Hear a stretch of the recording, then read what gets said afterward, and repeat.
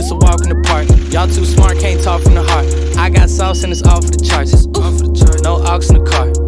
Riding around bumping that first blueprint on this. I ain't trying to hear what the info is. I been trying to move on the impulsive tip. Do you want dip? I can tell you ain't having that much fun. 3 years in with your ex-boyfriend, y'all tied that knot, but it's back undone. Oh yeah, I'm trying to stack 1 ton. You ain't gotta ask where that come from. I ain't never rock no pack, son. I was on the pack at the mall, same mess. I skip class, no hallway pass. I'm team cap, you was always last. She got good hands and the all-state. I got good kids and they all came fast. I ain't gotta say it, you can come to the Ville. Just ask who's hot, they gon' all say Jack. Told me stay down, but I always have. When I come around, man, they always ask, how does it feel? Whoa. Ain't shit, tell me it's a walk in the park. Y'all too smart, can't talk from the heart. I got sauce and it's all for the chart.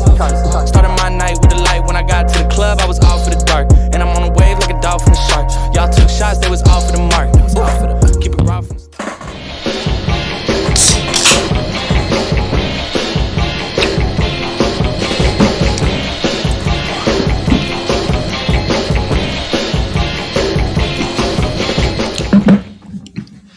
Good evening, everyone, and welcome to the this be the Jack Pardee Hal Mummy edition of Tigers Tonight. We've got the air raid. We're already 5 wide, coming right out of the gate here. But welcome in, everyone. John Maddox, welcome into Tigers Tonight with the best co-host in all the land, the one and only Larry Marley from palatial Marley Manor here in beautiful, scenic, crime-free Hernando, Mississippi. And rounding out the Hernando contingent, our good friend, Mr. Landon Speck. Landon, how are you, sir? Can never complain. Doing well. How are y'all? You're really loud. Oh, yeah, super loud. And also, we have Noah Fleischman. We'll get to him in just a second from the Wolfpacker, which is the On3 Sports affiliate for NC State. Memphis has apparently a football game coming up with on Friday. But first, we want to go to Mr. Undefeated. He's not lost a forecast all season long, and he doesn't intend to start now. Welcome in, Eric from MemphisWeather.net. How are you, sir? And you're muted. He's muted. He's muted. So he just came in Almost undefeated and immediately loses. Fumbled the ball right off the top. you can blame John. Yeah, right. It caught me off guard. I didn't know I was coming in that quick. Yep. So welcome in, and thanks. Tell us about what things are going to look like in Tampa, Florida on Friday. Well, as you can imagine, Florida is Florida, and Florida is going to Florida all weekend long. So it's going to be very nice down there, as you would expect. If you're headed down early, tomorrow looks good.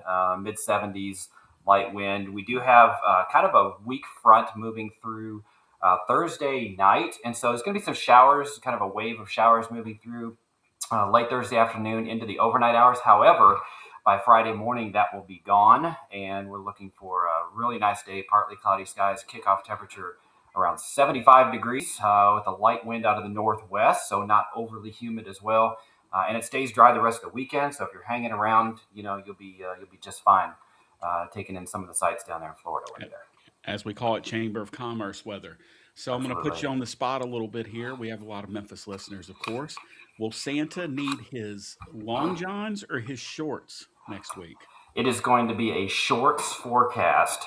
It's possible we could get into top 10 warmest Christmases on record in Memphis next week. So we're looking at probably mid to upper 60s, lows around 50. And that's kind of the weather that's going to be around all next week. We'll have off and on little chances of rain, nothing big as far as thunderstorms or anything like that.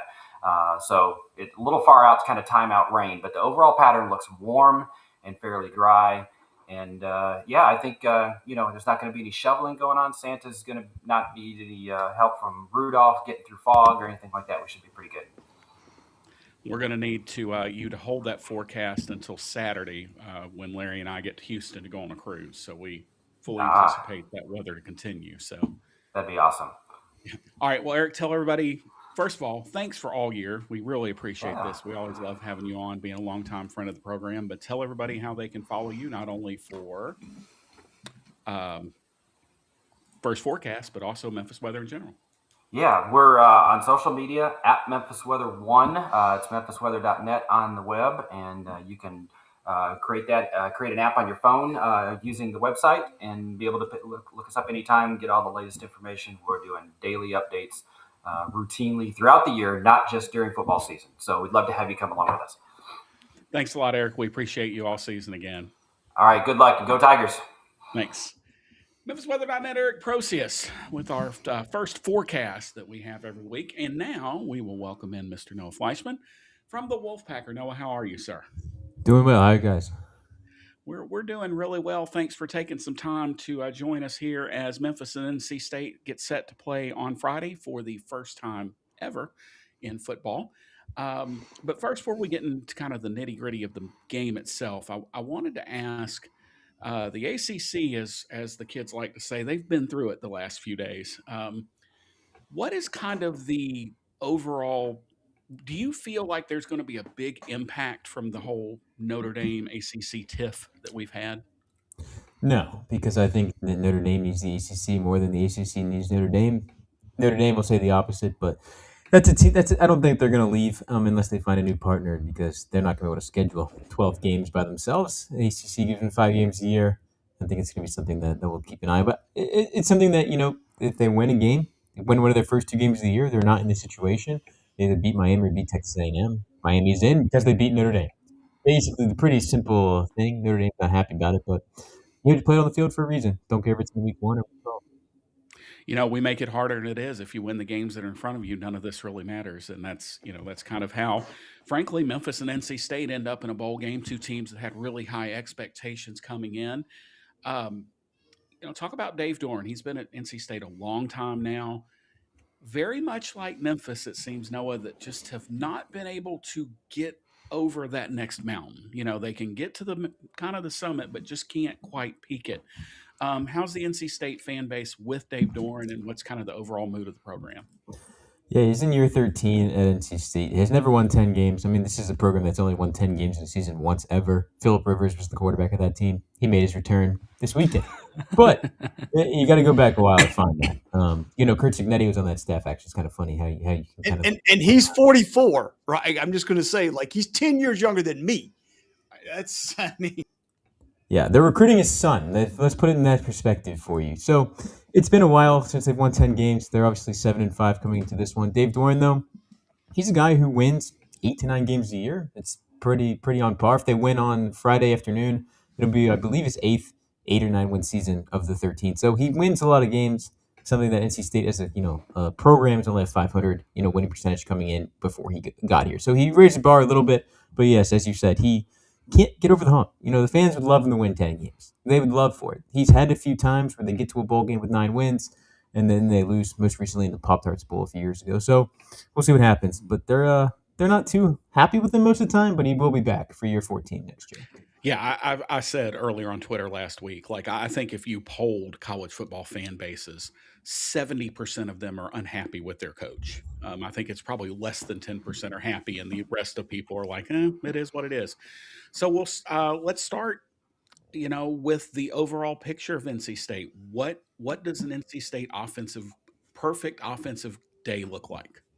Yeah, they're going to be a balanced offense in the perfect world. They're going to run the ball and throw the ball. I mean, Hollywood Smothers is one of the best running backs in the ACC. Led them in rushing for most of the year before he got injured toward the backstretch. He's 61 yards away from 1,000. I think we'll see him on Friday afternoon looking to get that mark.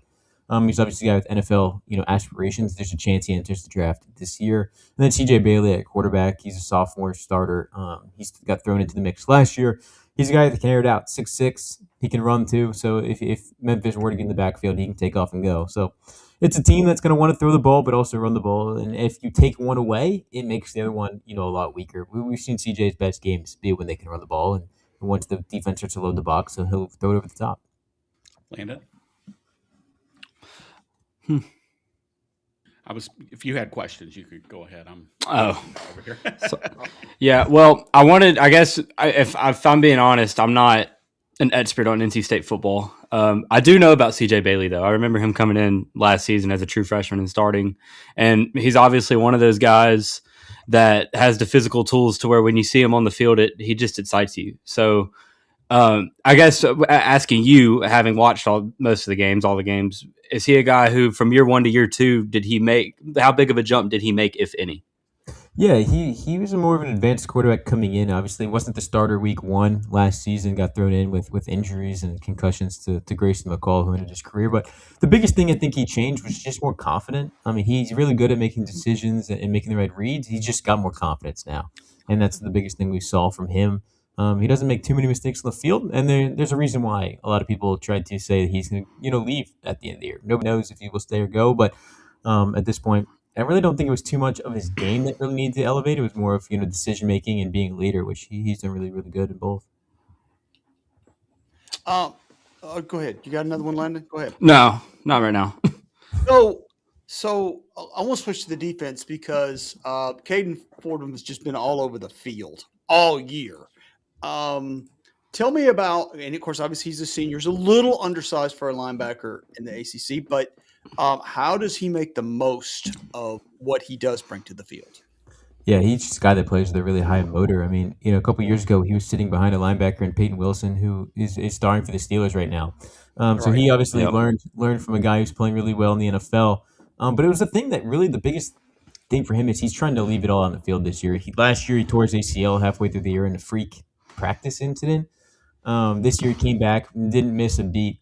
He started off pretty slow with the head at will linebacker until their middle linebacker got hurt. So he slid back to the middle. He's worn the green dot, and he just runs around the field. He plays really really hard, and these last 4 games have been his best of his career. I mean, he's gotten 11 total tackles in each of them, 15 twice.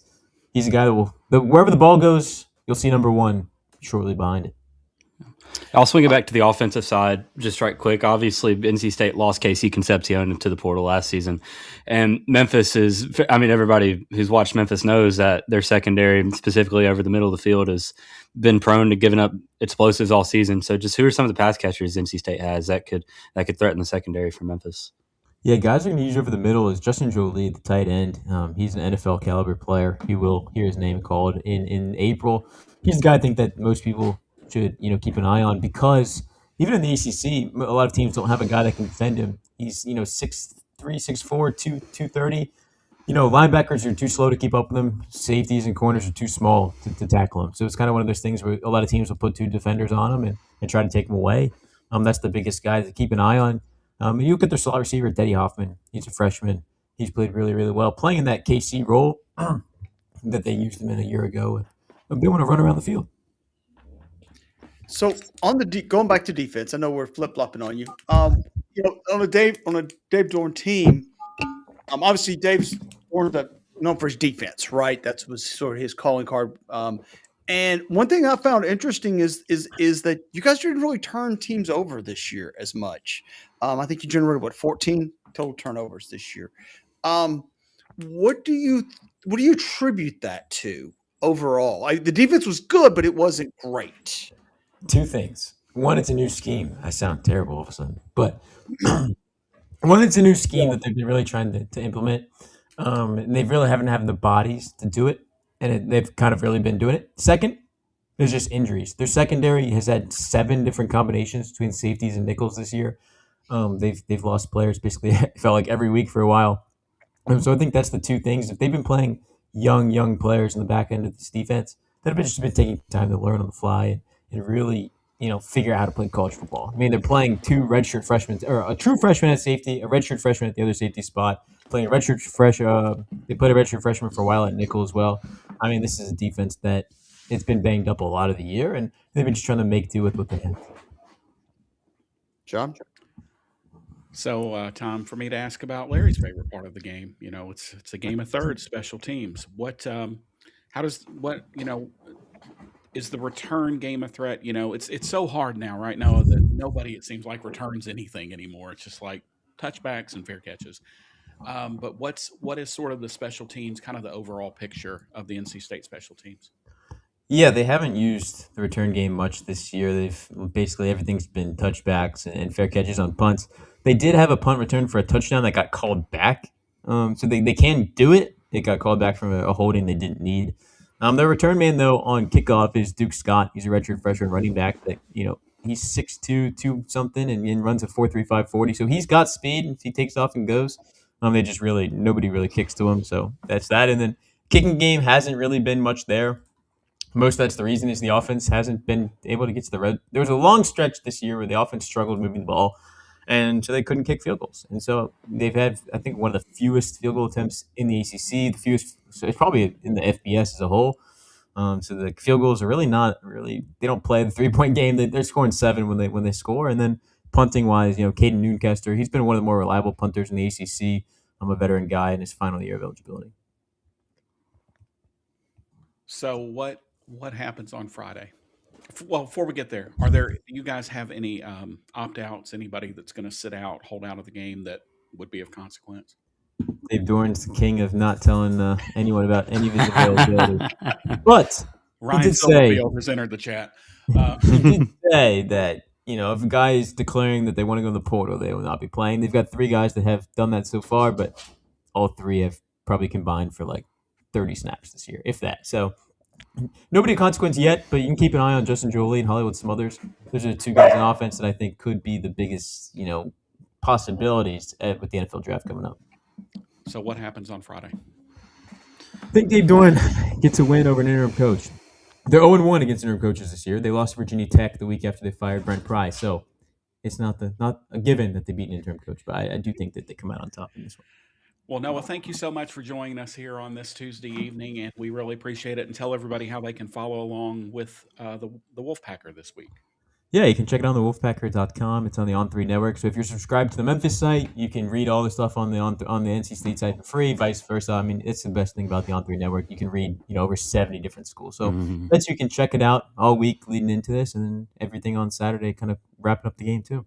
Awesome. Thanks so much, Noah. Appreciate it, and best of luck to the Wolfpack on Friday.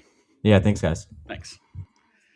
Noah Fleischman from the Wolfpacker. So, gentlemen, here we are. It might be one of the shortest shows in history. So, Landon, we will start with you, my friend. We'll get to bowl predictions and scores and all that here in a minute, but what's kind of your overall feel coming into the game? Well, my biggest thing is, first of all, obviously with the coaching search, the game has felt second to a lot of things. It's been weird on our end, just in my opinion personally. But what's impressed me the most about Memphis coming into this is we hit on it at the end of talking with Noah about NC State is the lack of transfers or portal entries, NFL draft guys. Reggie, said the kind of was the same way. He wasn't very committal on like who's playing, who's not playing. But for the most part, it seems like Memphis is going to have everybody. There's been a few portal entries, but nothing major. And that's probably the most exciting thing about this game to me, when we've entered a time where bowl season, especially games like the Gasparilla Bowl and all these games happening pre-New Year's, can feel so meaningless just because of the amount of players who aren't playing for their respective teams. And this is a game where it feels like it's not going to be that way. So we're going to, other than the Memphis coaching staff, obviously, we're personnel-wise on the field, we're going to get what we would have gotten for the most part in a regular season game between these 2 teams. Larry?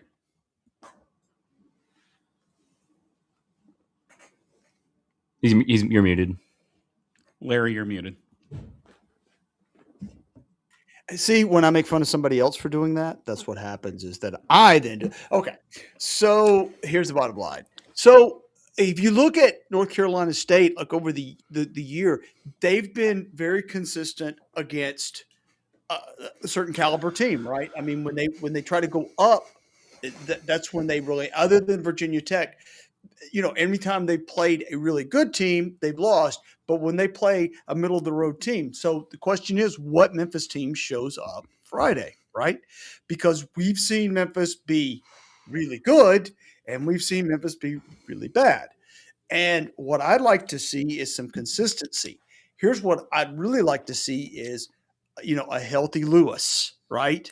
I'm hoping he's healthy, and then we can actually see some of the because this is his last game, right? And you want him to go out playing well. But I think there's a lot of, if I do have any concern, it's, what goes on with your interim coach, because that in the interim staff, right? Because that's always the hard part, right? Yeah. Go ahead. Yeah. I mean, I think not having Cramsey is a huge deal, because there's been a ton of continuity with him calling plays, and obviously, I'm sure Coach Stewart and Salem. I mean, they're going to be prepared, but I'm with you. I think that's the biggest question going into this thing. Well, Yeah, but I mean, I think this Go goes ahead. one of two ways, though, right? Like, back in my day, the players went out and played and the coaches went out and coached, but now everybody's auditioning. Coaches are auditioning, players are auditioning.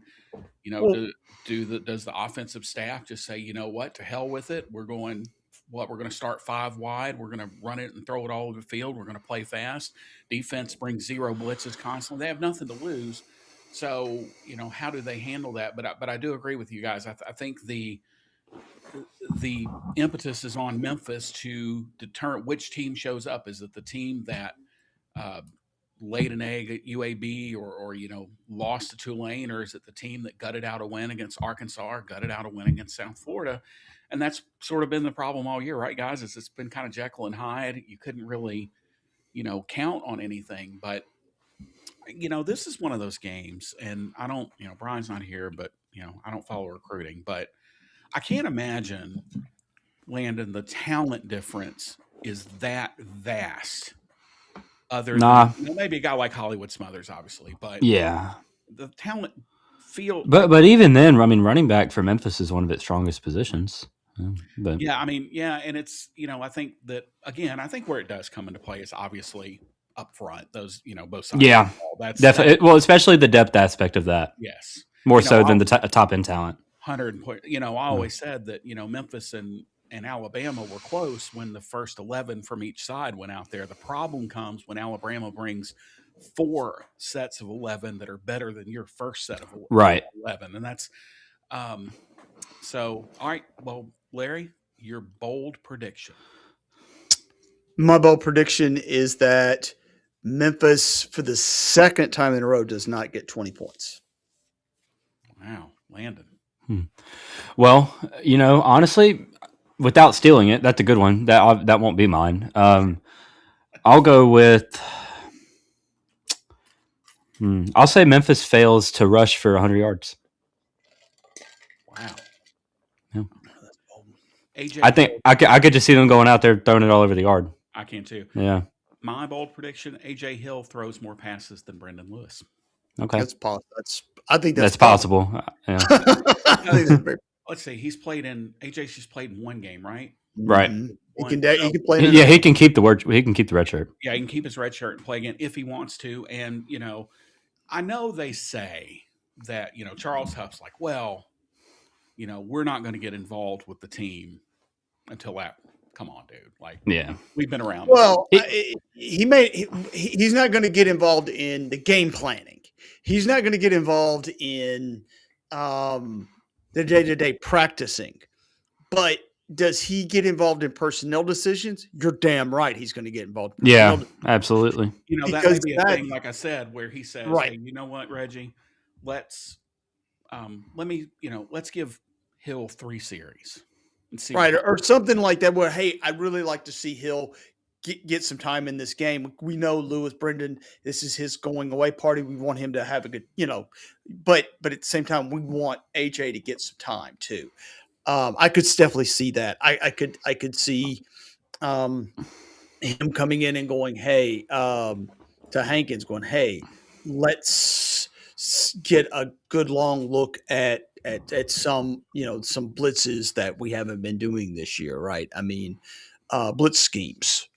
Maybe they want to see a little less cover 2, right? And see what they look like.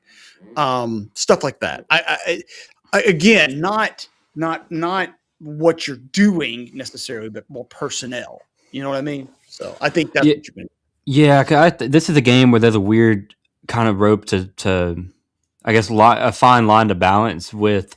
You have a lot of seniors who this is going to be their last organized football game of their lives, so you do want to honor that. And at the same time, these bowl games are your biggest opportunity all year to get playing time for younger guys who haven't seen it all season. So I'm interested. I'll be interested to see the snap counts after the game. I guess is how I'll put that. I said that about Notre Dame and that whole fiasco a couple weeks ago. Look, everybody says the bowl games are meaningless. Those 15 practices are not meaningless, especially Absolutely not. when Nope. you have a lot of turnover, which everybody does now, and you're going to have a new staff in. So those 15 practices give that new staff a chance to see, all right, what do we got? Because Talent evaluation is critical during that because what you're trying to figure out, and look, in the era of NIL, you're trying to figure out, as to quote Nick Saban, who are you going to pay? Let's just to say it for what it is. Who are you going to pay? Because as Nick said, if you pay the wrong guys, you're shit out of luck, right? And broke the internet and his he's first game on right. game day. But he is Right. he's- I mean, he's right though. If you, and one of the things that Ryan Silverfield was excellent at was talent evaluation. He did a great job of figuring out who to keep. I said this on the show a couple of weeks ago. Who do you keep? Who do you not keep? You have not seen a Memphis player leave and just kill it somewhere else. That hasn't happened. And so, the talent evaluation, what the new staff as Huff is assembling it, what do they see in these 15 practices? Right? Who do you say, okay, we cannot let that guy get away. He's got to stay, right? And this guy, well, if he goes into the portal, I'm not gonna fight that. You know what I mean? I mean, that's just the reality of today's college football. and it's a little different at Memphis right now. And of course, Tulane's going to go through this, and East Carolina, or not East Carolina, and USF's going to go through it. Usually these guys are coming into a broken situation. And Charles Huff, that was one of the things that kind of caught me off guard a little bit with this press conference. He's like, this is the first job I've ever taken where it wasn't broken. So, he's kind of aware, but you still do have that talent, evaluating piece that you have to do. And what better chance to do it than 14 bowl practices in a quote meaningless bowl game, and where, guys can, you don't want anybody to get hurt, but guys can kind of go out, throw caution to the wind. I do wonder, and we'll never know, like how involved, even though I'm not going to be around the team until after the bowl game, you do wonder if Charles Huff has sat in on a couple meetings, like you know what I mean. Like, well, again, personnel decisions he's going to be involved in, because he has to be.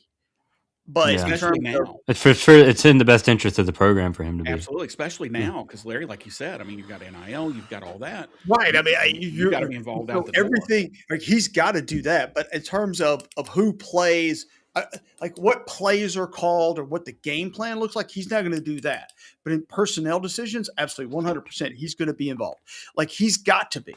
And if I were Huff, I mean, I wouldn't say, look, I want you to play this scheme, but I'd say I really want to see this kid play, in these situations, right? Because you really want to see. It's almost like spring training for baseball, right?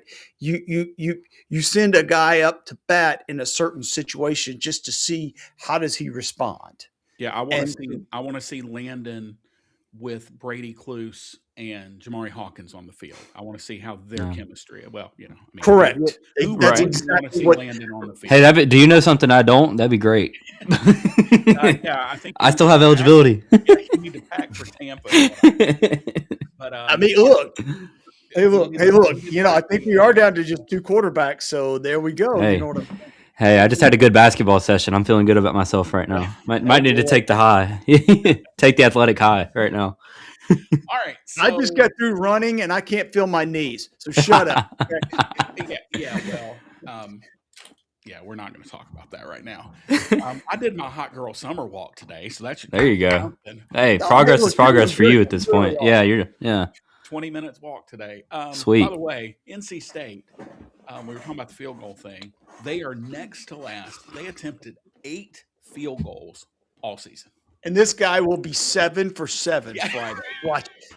The end zone, but they'll go 7. Yeah, that's how it works. They are next to last. They attempted 8. Louisiana Monroe attempted 7.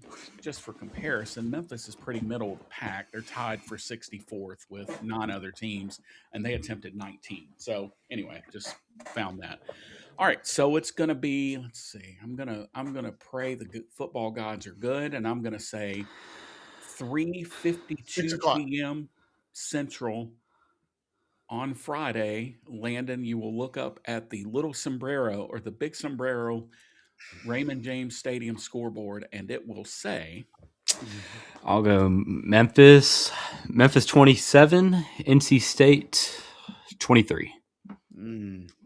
Attaboy. Channeling his inner positive Paul. Gotta love it. Yeah, I know what I said. I know what I said earlier about the rushing yards, but number one, it's a bold prediction that I don't wholeheartedly believe, and then number two, I really do think if that is the case, I think Memphis can throw it around a little bit. I have a bold prediction. I do not think we get to 20. I think it's 31-17 North Carolina State. I have some serious concerns about the cohesion of our offensive staff. I don't blame you. 48-45 NC State. I think this is going to be one. I think this is going to be one of those bowl games. There's two every year where you got two teams that are, NC State scores 30, they give up 28. Let's see, let me look at Memphis's numbers here. Memphis scores Memphis scores 34, they give up 22.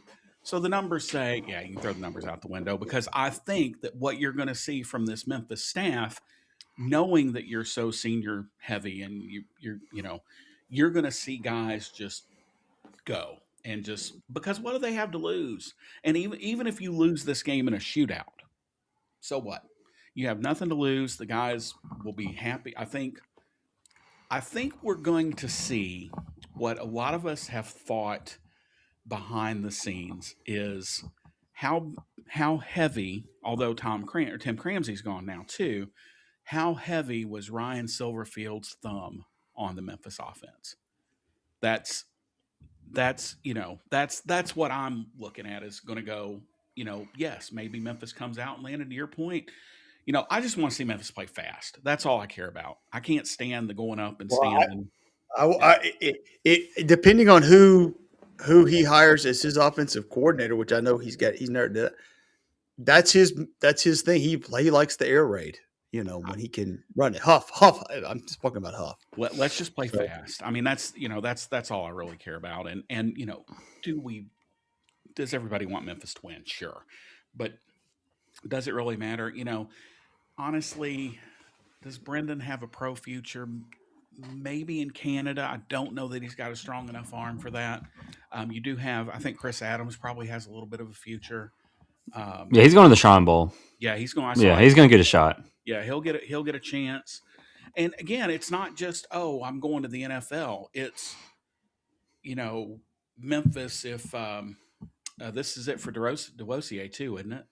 Isn't this it for Greg? I believe so, yeah. Because he's a redshirt senior. Yeah, this is it for him. This is it.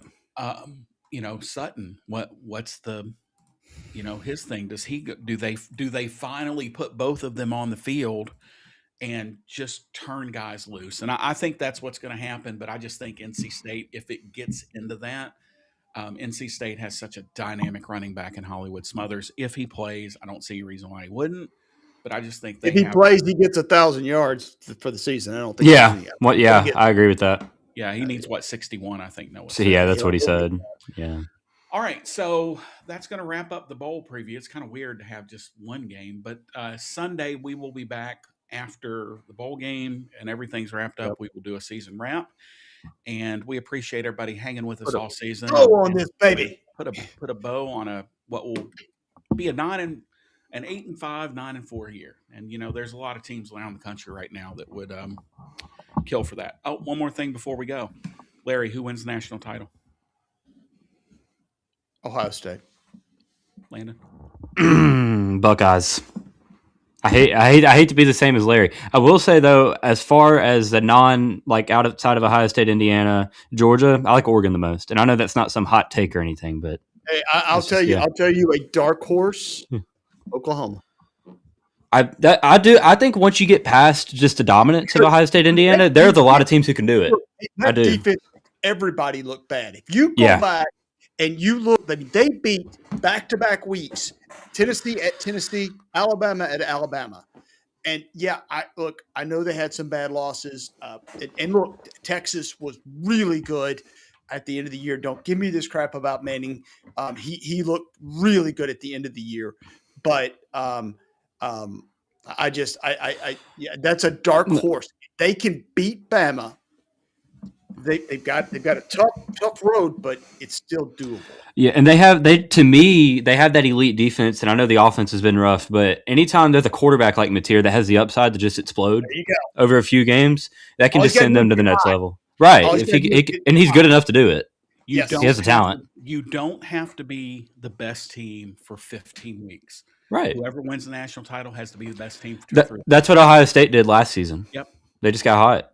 And obviously they probably were the most talented, but it all Yeah, happened just at the same time. Yeah, but they gelled at just the right time. Exactly, yeah. The thing is, so if I had to pick, like I'll take Ohio State because I think they've got everything that you need.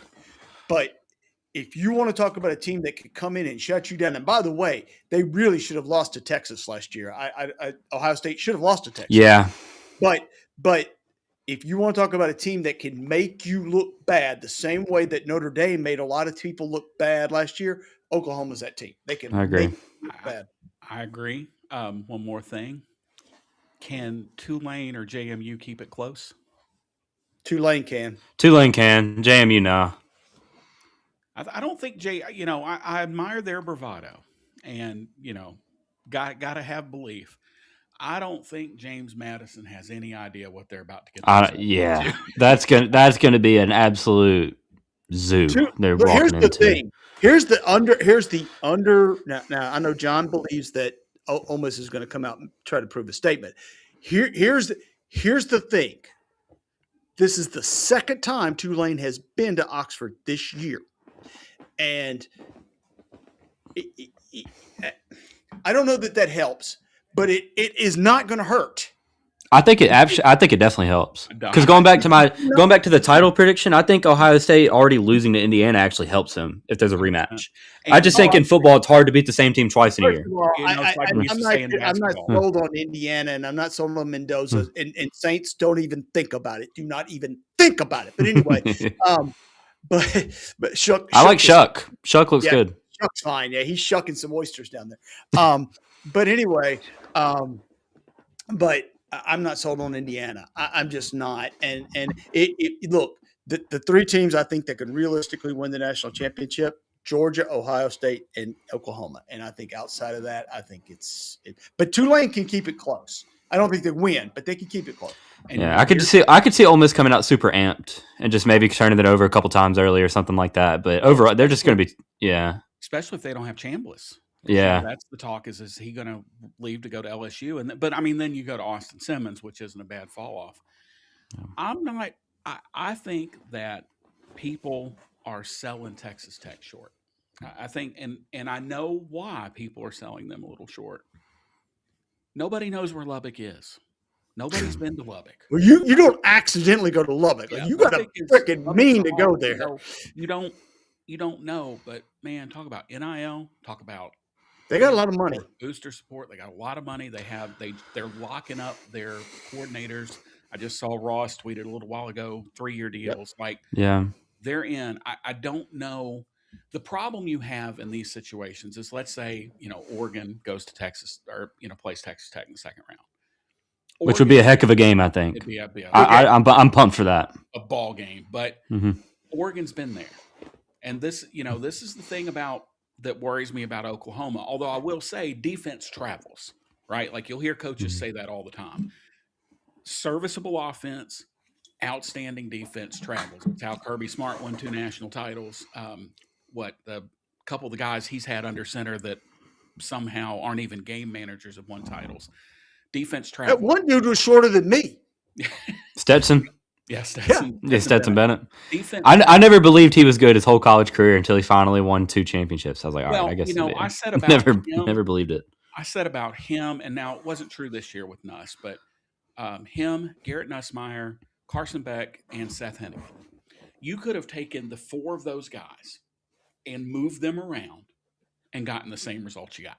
Yeah, I agree. You know what I'm saying? Like they're all kind of the same guy. Seth is great. I'll tell you this: if you put Seth on that LSU team this year, I think they're better. Possible. No, well, they had a terrible coach, but anyway, that's neither here nor there. So, if I'm going to say, I'm going to go Georgia. I feel They're like good. Hey, look, There's no problem going down with Georgia if you're wrong. now. If I'm wrong, I'll be wrong with Kirby all day. That's my thing. It's like it's like Tom Izzo in the NCAA tournament. Yeah. Either going to lose in the first round or win the whole damn thing. Like there's no in between. And I think you're going to get. How good is Ryan Day? Let me while we're sitting here, just how good a coach is Ryan Day? Overrated. I agree. I don't think he wins anywhere other than Ohio State. I don't think he does. I think that program is more of a product of the players, and the culture. I mean, not really culture, but just the brand and the coordinators. Really, I mean, he's had elite coordinators, especially in the defensive side. And we're going to see that this year with Brian Hartline leaving at Ohio State. And I tell you real quick about the American. I penciled in East Carolina as my way too early 2026 preseason favorite. New OC, new DC, new quarterback. That's going to be tough. That's going to be tough. Although it'll be tough for Memphis, it'll be tough for Tulane, it'll be tough for South Florida, but that's really going to be tough. And by the way, North Texas, the quarterback is entering the transfer. Yeah, Mestamaker's leaving. I'd imagine he's following Morris, right? I mean, I would think so. But hey, look, in the era of free agency, I mean, how much cash can he get? That's kind of what I'm thinking too, because he's really good. Like, I think he could just get some outrageous offers elsewhere. So we'll see. Yeah. What was it I said? I mean, if you're Auburn, that he was going into the portal, he wasn't. Texas. Right. Well, of course not. But my point is, he might follow Morris to Oklahoma State, but I mean, it would not shock me in the least that he ends up at Auburn.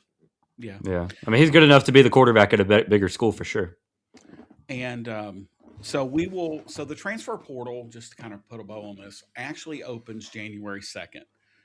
I think the clock is ticking for Memphis because they've hired Charles Huff, and I think you get a 5-day window.